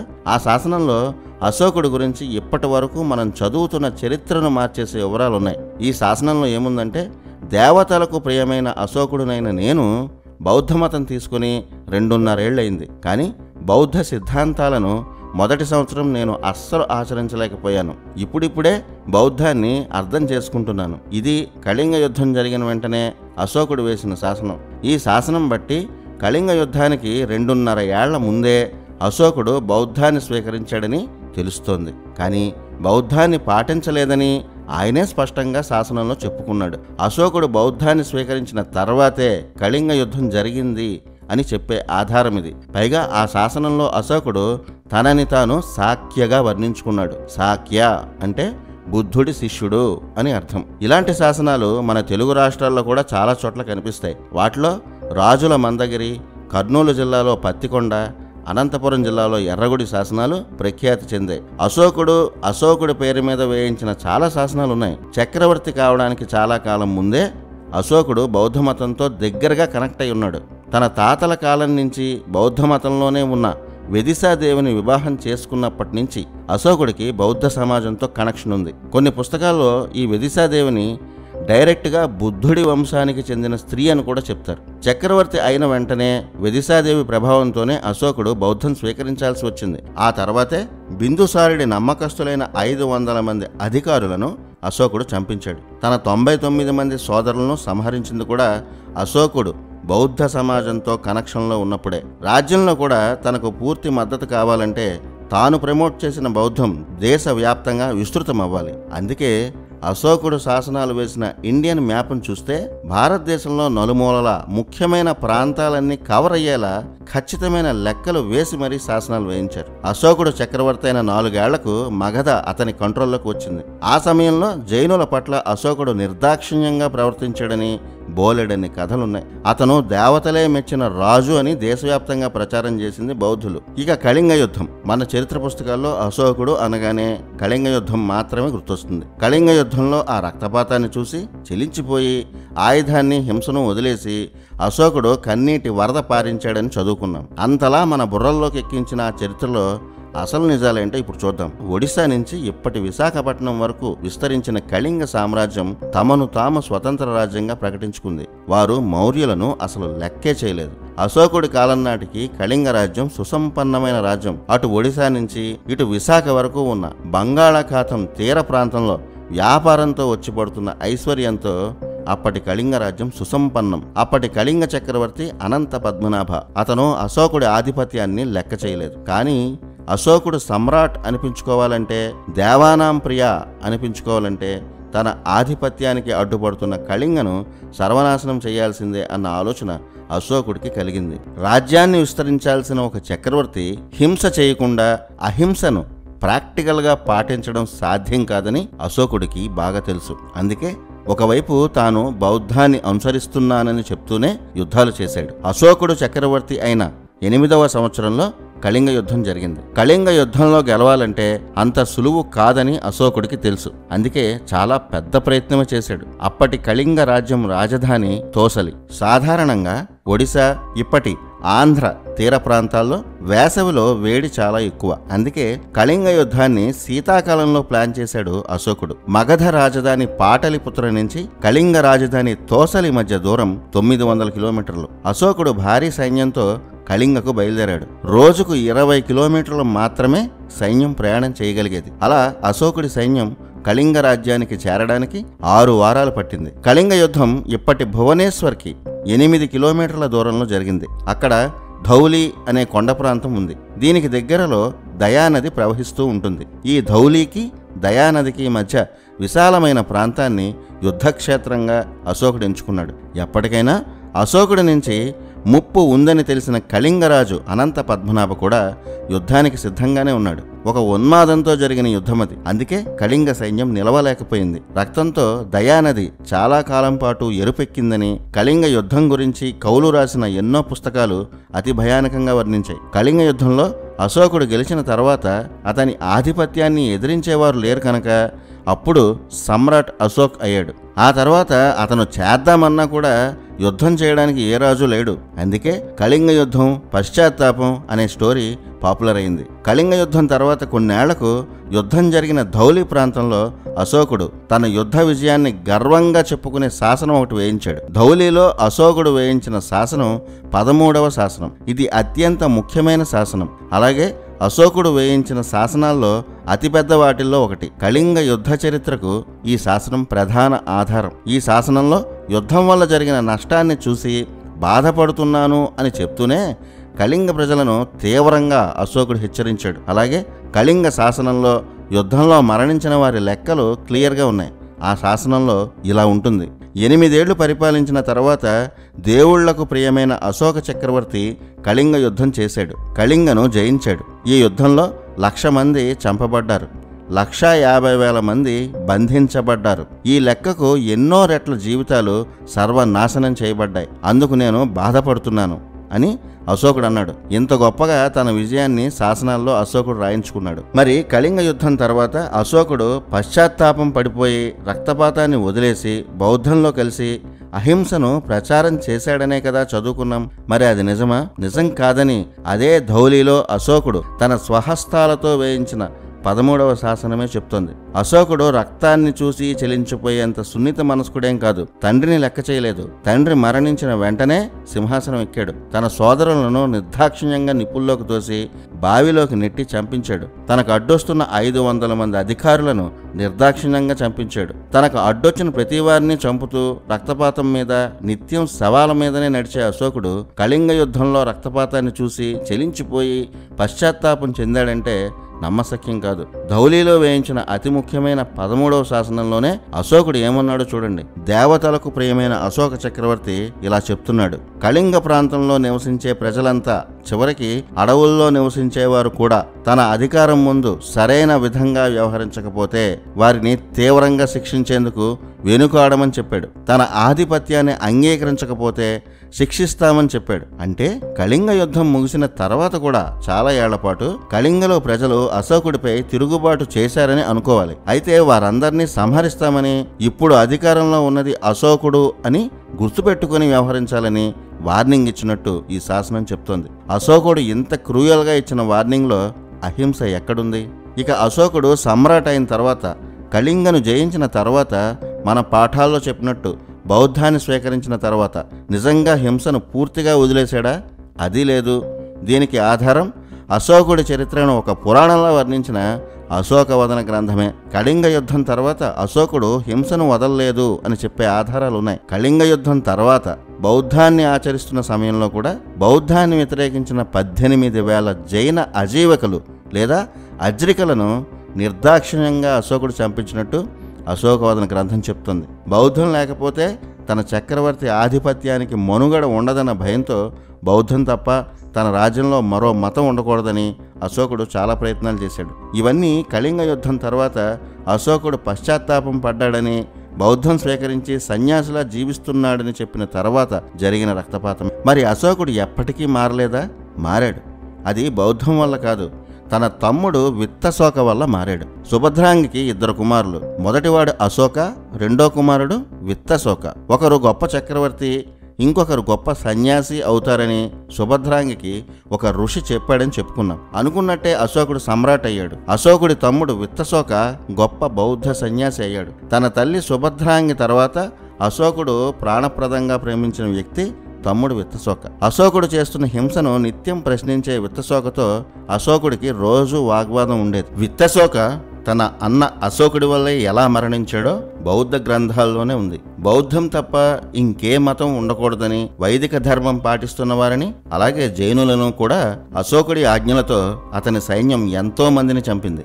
ఎంతో మందిని కుటుంబాలతో సహా ఇళ్లల్లోనే తగలబెట్టారు. ఒక మహర్షి చాలా మందిని మళ్లీ వైదిక ధర్మంలోకి తీసుకువస్తున్నాడని తెలిసి అతనిని సంహరించేందుకు అశోకుడే తన సైన్యంతో ఆశ్రమాలు వెతికాడు. ఆ సమయంలో ఒక చోట జడలు కట్టిన జుట్టుతో ధ్యానంలో ఉన్న ఒక పండితుడు కనిపించాడు. అతనే ఈ మహర్షి అనుకుని అతనిని సంహరించమని అశోకుడు ఆజ్ఞాపించాడు. సైనికులు అతని శిరస్సు ఖండించి అశోకుడి దగ్గరకు తీసుకువచ్చారు. ఆ శిరస్సు చూసి అశోకుడు కుప్పకూలిపోయాడు.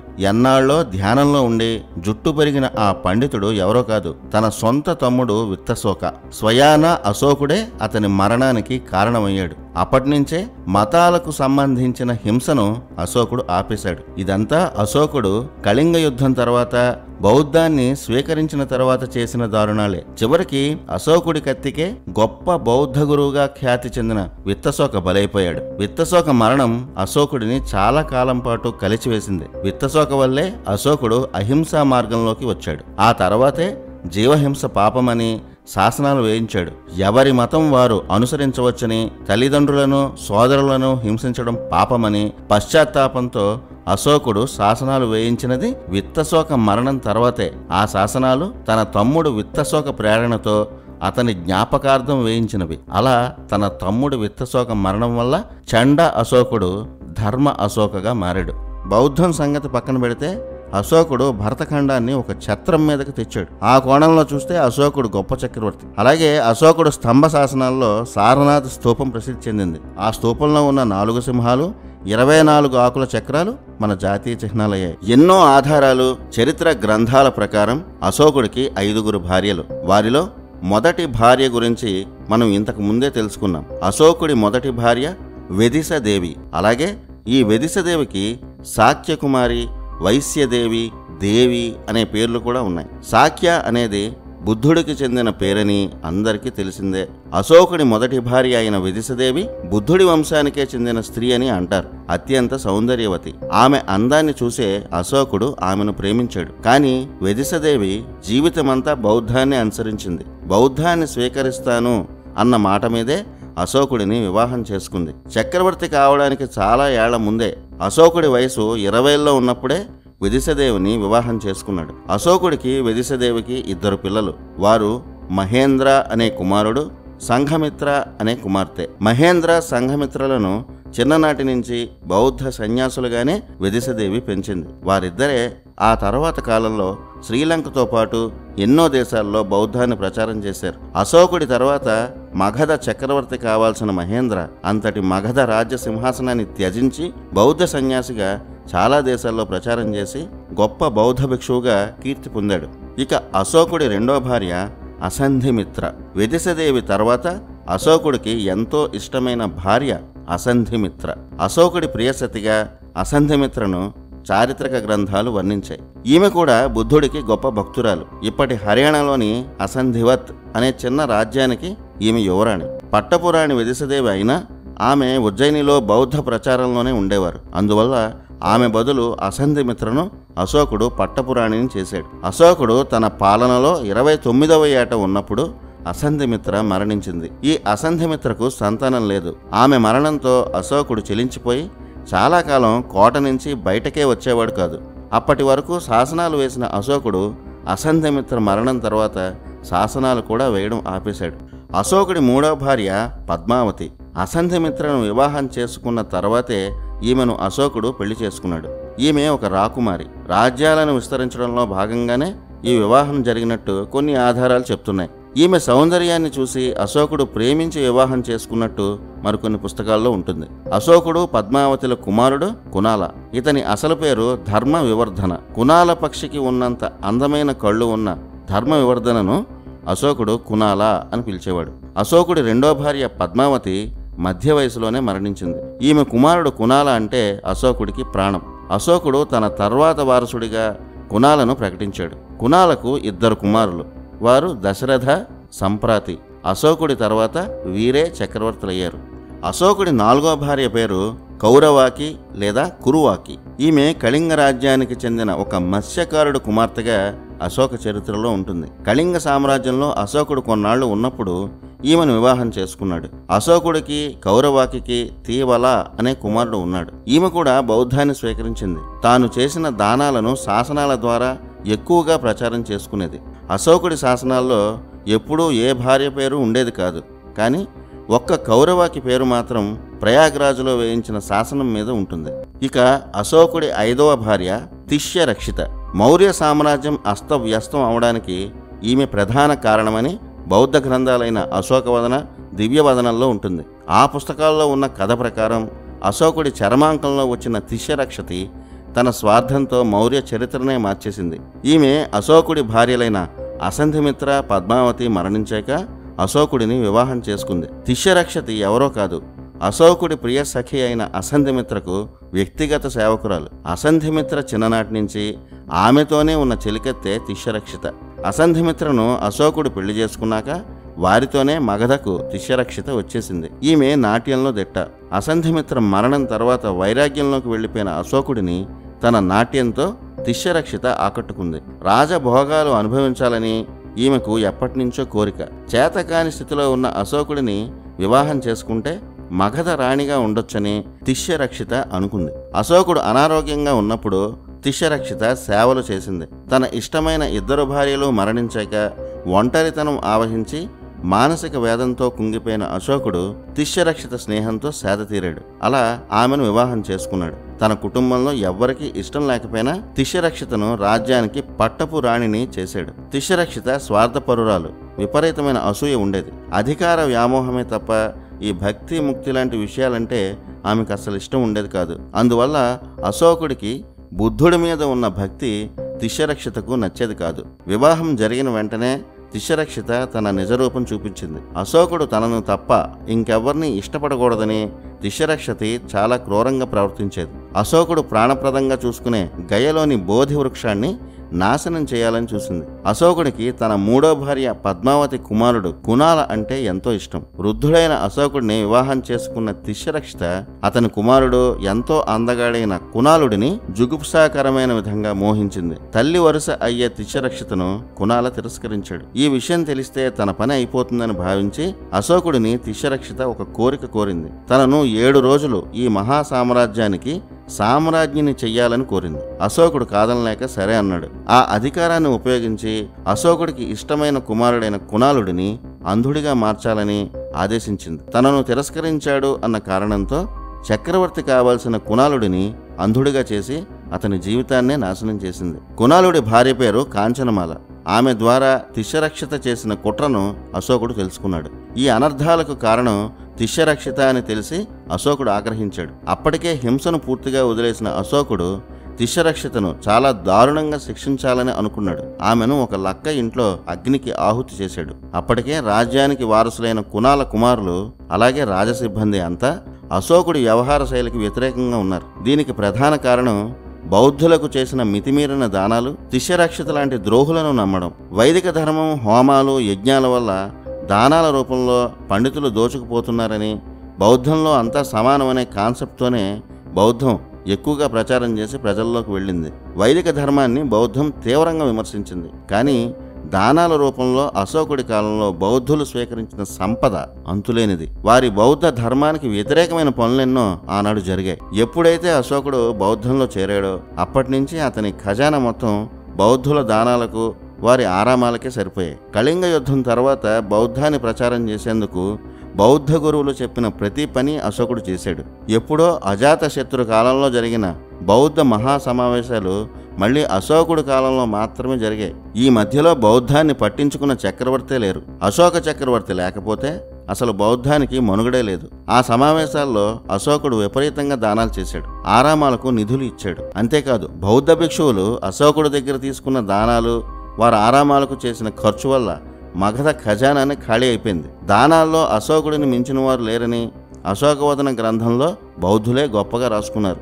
ఆ ఖజానాలో నిధులన్నీ రాజ్యంలో ప్రజల నుంచి పన్నులుగా వసూలు చేసినవే. ఆ నిధులను అశోకుడు బౌద్ధ ఆరామాలకు, ప్రచారాలకు, బౌద్ధ భిక్షువుల సౌకర్యాలకు అపరిమితంగా ఖర్చు చేశాడు. ఒకసారి ఈ బౌద్ధులు అశోకుడికి అనంతపిండక అనే ఒక గొప్ప ధనవంతుడు చేసిన దానాల గురించి చెప్పి అతన్ని ఉత్సాహపరిచారు. గౌతమ బుద్ధుడి కోసం ఈ అనంతపిండక కోసల రాజ్యంలో జాతవన మఠం నిర్మించాడని, ఆ సమయంలో బుద్ధుడికి 100 కోట్ల బంగారు నాణాలు దానంగా ఇచ్చాడని బౌద్ధులు అశోకుడికి ఒక కథ చెప్పారు. అనంతపిండక కంటే గొప్పగా నేను దానం చేస్తానని అశోకుడు ముందుకొచ్చాడు. అప్పటికప్పుడు ఖజానా అంతా లెక్కపెట్టించి 96 కోట్ల బంగారు నాణేలు బౌద్ధ వ్యాప్తికి దానం చేశాడని అశోకవదన గ్రంథంలో వివరంగా ఉంటుంది. ఆ డబ్బుతోనే పాటలిపుత్ర సమీపంలో ఉన్న కుక్కుటారామ బౌద్ధ ఆశ్రమాన్ని అశోకుడు అభివృద్ధి చేశాడు. అశోకుడి తర్వాత అతని కుమారుడు కునాలుడు చక్రవర్తి కావాలి. కానీ అశోకుడి 5వ భార్య తిష్యరక్షిత కుట్ర వల్ల అతను అంధుడయ్యాడని చెప్పుకున్నాం. వైద్యులు అతని కళ్ళని పూర్తిగా కాకపోయినా కొంచెం నయం చేయగలిగారు. అయితే చూపు పూర్తిగా రాలేదు.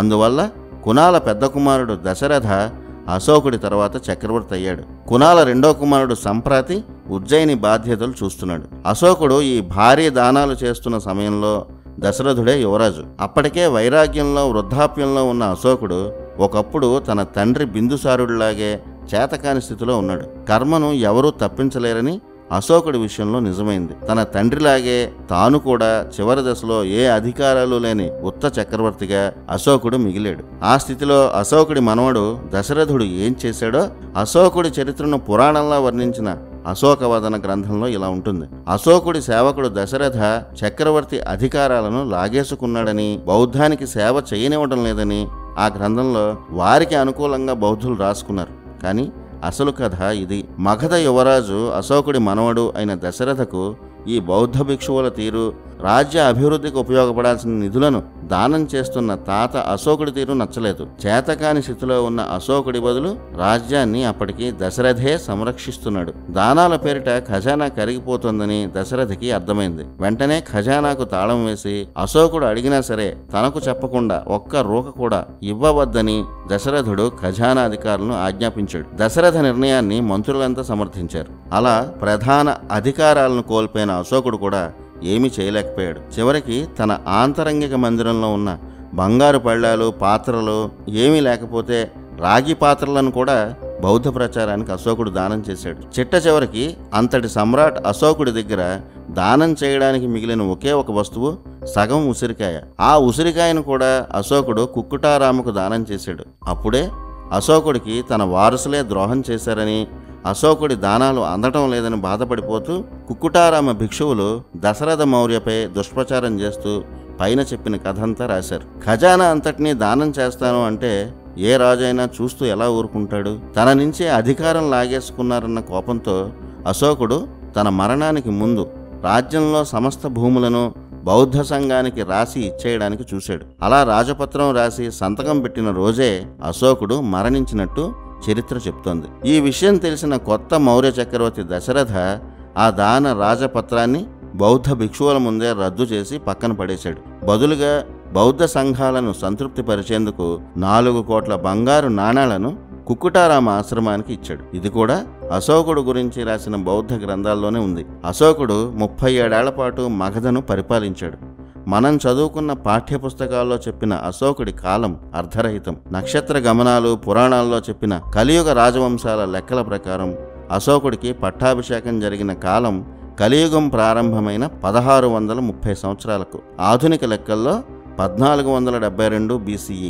అశోకుడు 37 ఏళ్లు పరిపాలించి మరణించాడు. అంటే అశోకుడు మరణించిన సంవత్సరం 1435 BCE. చంద్రగుప్త మౌర్య 34 ఏళ్లు, బిందుసారుడు 28 ఏళ్లు, అశోకుడు 37 ఏళ్లు. మొత్తంగా చరిత్ర పుస్తకాల్లో ఏ చక్రవర్తులకు దక్కనంత గొప్పగా మన చేత తరతరాలుగా చదివించిన మౌర్య సామ్రాజ్యం ఒక వెలుగు వెలిగినది జస్ట్ 99 ఏళ్లు మాత్రమే. అంటే 100 ఏళ్లు కూడా లేదు. అశోకుడు బౌద్ధుడు కాకపోయి ఉంటే మన చరిత్రకారులు మౌర్య సామ్రాజ్యం కూడా లేదనేవారేమో. కేవలం బౌద్ధం అనే కోణంలో ఆనాటి హిస్టోరియన్లు రాసిన చరిత్రే మౌర్య చరిత్ర. వీరికన్నా గొప్పగా గుప్తులు, విక్రమాదిత్య లాంటి చక్రవర్తులు పరిపాలించిన ఆ చరిత్ర మన పాఠాల్లో కనిపించనీయలేదు. అశోకుడి తర్వాత మౌర్య సామ్రాజ్యం దాదాపు పతనమైంది. అలాగే అశోకుడితో పాటే బౌద్ధ వైభవం కూడా నెమ్మదిగా తగ్గుతూ వచ్చింది.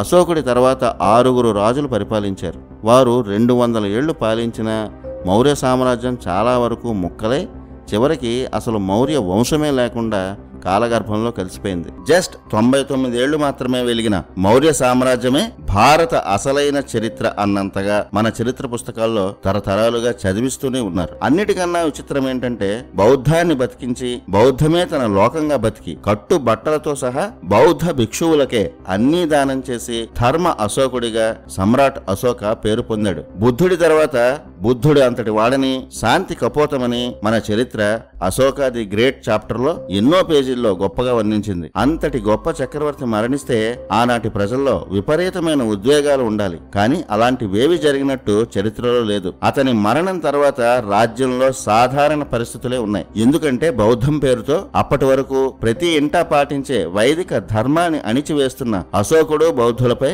ఆనాటి ప్రజల్లో వ్యతిరేకత ఉంది. బౌద్ధాన్ని పాటించకపోతే మరణమే అన్న భయాలు ప్రజల్లో మొదలయ్యాయి. వాటిని సర్దుబాటు చేసేందుకే అశోకుడి చివరి రోజుల్లో అతని కుమారుడు కునాలుడు తక్షశిలకు వెళ్ళాడు. కునాలుడి రెండో కుమారుడు సంప్రాతి ఉజ్జయినిలో పరిస్థితులను చక్కబెట్టాడు. కునాలుడు పెద్ద కుమారుడైన దశరథ మగధలో పరిస్థితులను చూసుకున్నాడు. అప్పటికి అశోకుడి హింసను వదిలేసిన అతను చక్రవర్తిగా ఉండడం ఒక్క బౌద్ధ వర్గాలకు తప్ప ఇంకెవరకు ఇష్టం లేని కాలం అది. అదే సమయంలో అశోకుడు మరణించాడు. అశోకుడి మరణం తర్వాత అతని కుమారుడు కునాలుడికి మగధ ప్రజలు, అధికారుల మద్దతు ఉంది. కునాలుడు పాక్షికంగా అంధుడయ్యాడు కాబట్టి కునాలుడి పెద్ద కుమారుడైన దశరథ అశోకుడి తర్వాత మగధ చక్రవర్తి అయ్యాడు. కునాలుడు రెండో కుమారుడు సంప్రాతి ఉజ్జయిని బాధ్యతలు చూశాడు. అశోకుడిలాగే దశరథ కూడా బౌద్ధాన్ని ఆదరిస్తాడని భిక్షువులు ఎదురు చూశారు. దశరథకు మొదటి నుంచి బౌద్ధం మీద ఆసక్తి లేదు. అతని తమ్ముడు సంప్రాతి బౌద్ధాన్ని కాదని జైనాన్ని స్వీకరించి జైన మత ప్రచారం చేశాడు. దశరథ తల్లి కునాల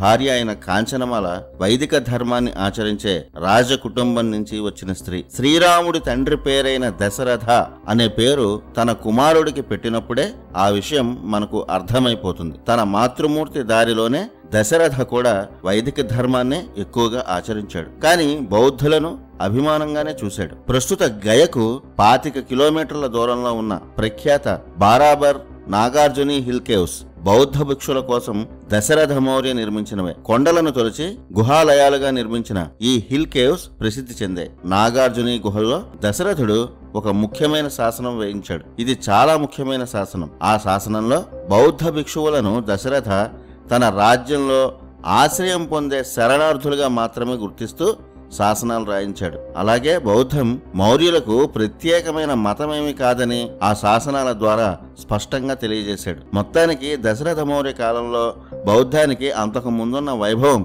మగధలో దొరకలేదని ఈ శాసనాల ద్వారా స్పష్టంగా తెలుస్తోంది. అశోకుడి తర్వాత మగధకు 4వ చక్రవర్తి దశరథ. ఇతను సమర్థుడే అయినా అశోకుడిలా శక్తివంతుడు కాదు. రాజ్యాన్ని నియంత్రణలో ఉంచలేకపోయాడు. అశోకుడు చివరి దశలో ఉన్నప్పుడు బౌద్ధంపై ప్రజల్లో వచ్చిన వ్యతిరేకతలు దశరథ కాలంలో ప్రభావం చూపించాయి. ఈ కారణాలతోనే ఎప్పటినుంచో కాచు కూర్చున్న సామంతరాజులు దశరథ కాలంలో చాలా రాజ్యాల్లో స్వతంత్రత ప్రకటించుకున్నారు. దశరథ మౌర్య సొంత మేనమామైన జలుక కశ్మీరంలో తనను తాను రాజుగా ప్రకటించుకున్నాడు. వీటితో పాటు ముఖ్యమైన రాజ్యాలైన గాంధారం, విదర్భ, పంజాబ్లను అక్కడి సామంతులు స్వతంత్ర రాజ్యాలుగా ప్రకటించుకున్నారు. అశోకుడు మరణించిన వెంటనే అప్పటి కళింగ సామంతరాజు కూడా మగధ అధికారాన్ని వ్యతిరేకించి స్వతంత్రత ప్రకటించుకున్నాడు. అశోక తర్వాత అఖండ మౌర్య సామ్రాజ్యం ముక్కలైంది. అశోకుడు పాలించిన భరతఖండంలో కేవలం 4వ వంతు రాజ్యాన్ని మాత్రమే దశరథ మౌర్య పాలించాడు. దశరథ మౌర్య పాలించిన కాలమంతా మగధ రాజ్యంలో అస్థిరతే ఉంది. దశరథ తర్వాత అతని సోదరుడు సంప్రాతి మగధ 5వ చక్రవర్తిగా పాలించాడు. ఇతను జైన మతాన్ని అనుసరించాడని చెప్పుకున్నాం. ఇతని కాలంలో మగధకు పాటలిపుత్ర, ఉజ్జయిని 2 ముఖ్య పట్టణాలుగా ఉండేవి. మగధ కోల్పోయిన కొన్ని రాజ్యాలను సంప్రాతి తిరిగి గెలిచినా రాజ్య విస్తరణ చేయలేకపోయాడు. సంప్రాతి జైనాన్ని పోషించడం వల్ల ఇతని కాలంలో మగధలో బౌద్ధం దాదాపు కనుమరుగైంది. ఇతను బౌద్ధాన్ని దగ్గరకు కూడా రానివ్వలేదు. అంతేకాదు మగధ రాజ్యంలో బౌద్ధం విస్తరించిన ప్రతి చోట సంప్రాతి జైనాన్ని ప్రతిష్ఠించాడు. అంటే అశోకుడి ఆశయాలకు వ్యతిరేకంగా వెళ్ళినట్టే కదా. జైన మతానికి సంప్రాతి చేసిన సేవలకు జైనులు ఇతన్ని జైన అశోక అని కీర్తించారు. సంప్రాతి పరిపాలించిన కాలమంతా బౌద్ధానికి గడ్డుకాలమే. ఇతను జైనాన్ని అనుసరించిన మిగిలిన ధర్మాల జోలికి రాలేదు. సంప్రాతి కాలంలో మగధ ఒక సాధారణ రాజ్యంగా మాత్రమే మిగిలింది. సంప్రాతి తర్వాత అతని కుమారుడు శాలిసుక మగధకు 6వ రాజు అయ్యాడు. ఇతని కాలంలో మగధ పూర్తిగా భ్రష్టు పట్టిందని చరిత్ర చెప్తోంది. పురాణాల్లో కూడా ఇతను అసమర్థుడని, చీటికి మాటికి గొడవలు పడి తనను సమర్థించే అధికారులను దూరం చేసుకున్నాడని ఉంటుంది. మౌర్య సామ్రాజ్యం అతివేగంగా పతనం కావడానికి ఈ శాలిసుకుడు ప్రధాన కారణం. ఇతని తర్వాత ఇతని కుమారుడు దేవవర్మ చక్రవర్తి అయ్యాడు. ఇతను మగధకు 7వ రాజు. ఇతను మగధకు మిగిలి ఉన్న చిన్న చిన్న రాజ్యాలను కూడా కాపాడుకోలేకపోయాడు. దేవవర్మ కాలంలో మగధ ఒక చిన్న రాష్ట్రం విస్తీర్ణంలో పాటలిపుత్ర వరకే పరిమితం అయిపోయింది. దేవవర్మ తర్వాత మగధ 8వ రాజుగా శతధనుస్ పాలించాడు. ఇతను కూడా అసమర్థుడే. చాలా తక్కువ కాలమే మగధను పాలించిన శతధనుస్ మరణించాక అతని కుమారుడు బృహద్రథ మిగిలిన ఆ చిన్న మగధ సామ్రాజ్యానికి 9వ రాజు అయ్యాడు. మౌర్య వంశానికి ఇతనే చివరి రాజు అయ్యాడు. అశోకుడి తర్వాత ముక్కలైన మగధను పాలించిన రాజులు 6గురు. వారిలో దశరథ, సంప్రాతి తర్వాత మిగిలిన వారంతా అసమర్థులే అవడం వల్ల మగధ చరిత్ర, మౌర్యుల చరిత్ర కాలగర్భంలో కలిసిపోయాయి. మన భారతీయ చరిత్ర పరిశోధకుల ప్రకారం అశోకుడి తర్వాత మగధను పాలించిన ఈ రాజులు సుమారు 217 ఏళ్లు పరిపాలించారు. మౌర్య చక్రవర్తుల్లో చివరివాడు బృహద్రథ అని చెప్పుకున్నాం. ఇతను ఎంత అసమర్థుడంటే ఇతని సైన్యంలో సమర్థవంతమైన వీరులున్నా కూడా రాజ్యాన్ని విస్తరించలేకపోయాడు. ఈ చక్రవర్తి కాలంలో ప్రజల్లో తీవ్ర వ్యతిరేకత వచ్చింది. అలాగే ఇతని వ్యవహార శైలిపై సైన్యంలోనూ వ్యతిరేకత వచ్చింది. సైన్యంలో వచ్చిన ఆ వ్యతిరేకతే మౌర్య సామ్రాజ్య పతనానికి కారణమైంది. మౌర్య సామ్రాజ్య పతనానికి కారణం బృహద్రథ సైన్యాధ్యక్షుడైన పుష్యమిత్ర శుంగుడు. కలి శక సంవత్సరాలను ఖచ్చితంగా లెక్కవేసిన పురాణాల ప్రకారం 1218 BCEలో మౌర్య వంశం కాలగర్భంలో కలిసిపోయింది. అదే సంవత్సరం మౌర్య వంశం పతనమై శుంగ వంశం ప్రారంభమైంది.